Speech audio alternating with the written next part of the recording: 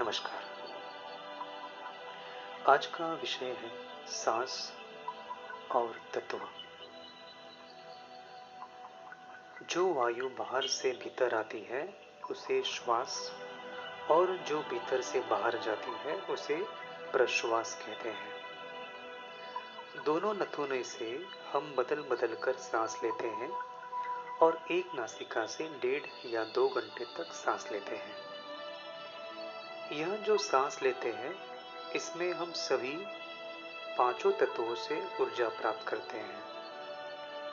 मान लो एक स्वर 1 घंटे तक चलता है तो उसमें हम 20 मिनट पृथ्वी तत्व से ऊर्जा लेते हैं, जल तत्व से 16 मिनट, अग्नि तत्व से 12 मिनट, वायु तत्व से 8 मिनट और आकाश तत्व से 4 मिनट ऊर्जा लेते हैं। हमको जीवित रहने के लिए ऊर्जा भोजन से मिलती है। शरीर को विटामिन्स, मिनरल और अनेकों धातुओं की जरूरत होती है और साधारण आदमी को यह पता नहीं होता कि उसे किन किन पौधों से ये तत्व प्राप्त होंगे। अगर पता लग भी जाए तो कर पाए क्योंकि वह बहुत महंगे होते हैं। हमारे दिमाग में नाक की जड़ में ऐसे सूक्ष्म तंतु है जो प्रकृति के विभिन्न पेड़ों या पौधों से वह तत्व हवा के माध्यम से खींच लेते हैं।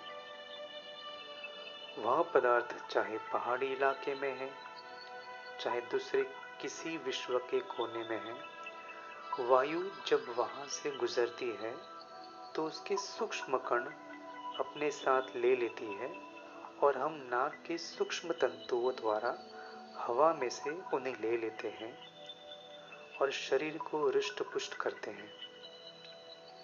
इसलिए हम हर घंटे में 20 मिनट पृथ्वी तत्व से सांस के द्वारा जुड़े रहते हैं। अगर हम 2-3 घंटे घी से पकवान आदि बनाने में समय लगाते हैं तो भूख मर जाती है। इसका कारण यह है कि वह घी के सूक्ष्म कण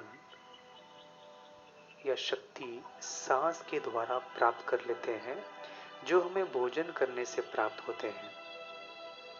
इसलिए हलवाई आदि को कम भूख लगती है।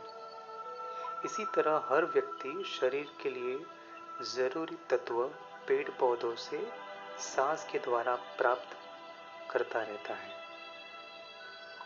हमें योग के द्वारा नाक की जड़ में स्थित इस केंद्र को जागृत करना है ताकि हम विनाश के समय बिना भोजन भी जिंदा रह सके।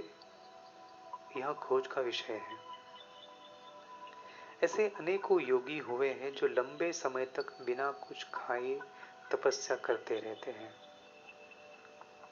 अगर आपका स्वास्थ्य ठीक नहीं है, तन से कमजोर है, तो हर रोज कल्पना में किसी पहाड़ी पर चले जाओ और वहां के पेड़ पौधों पर मन एकाग्र करो और कहो, हे मन, जो शरीर के लिए जरूरी तत्व है वह संबंधित पौधों से प्राप्त करो।